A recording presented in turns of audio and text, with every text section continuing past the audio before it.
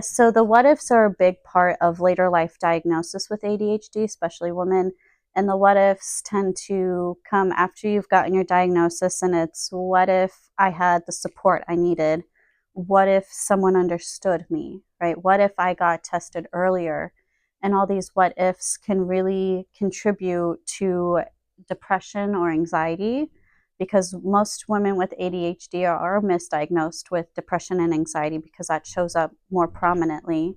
So these what ifs can kind of really feed into that. And it's really important to have a space to process that life is going to be different and we get to move forward. And in my experience, I have found it is very similar to a process of grief, of having to kind of like go through the depression and anger of it and hopefully come to a point of acceptance. Working through the what ifs is kind of honoring that, right? And we kind of, in the treatment process, it's how can you honor that younger self, right? What can you do now that you didn't have then, right? So we're not going to ignore that we went through life struggling and just really trying to make it through.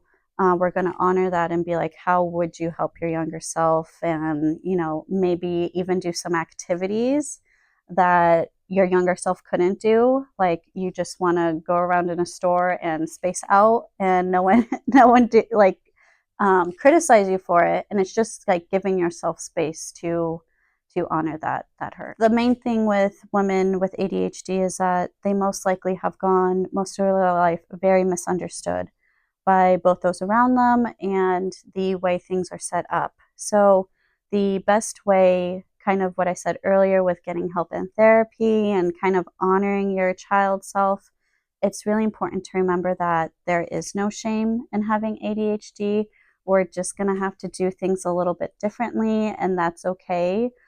The big thing with therapy is that to find a therapist who helps set up a support system that works for you, because women already often aren't set up to be very confident, very like in their capabilities and everything. So women with ADHD are even more impacted. So it's learning how to work with what you have. And ADHD women are more than capable of being successful, of having a family, of anything they want in life. It's just a matter of finding the right support system for them, and you know, having a therapist where you can come back to, stay with for a while, but having someone who truly understands you, because of how misunderstood women with ADHD often are.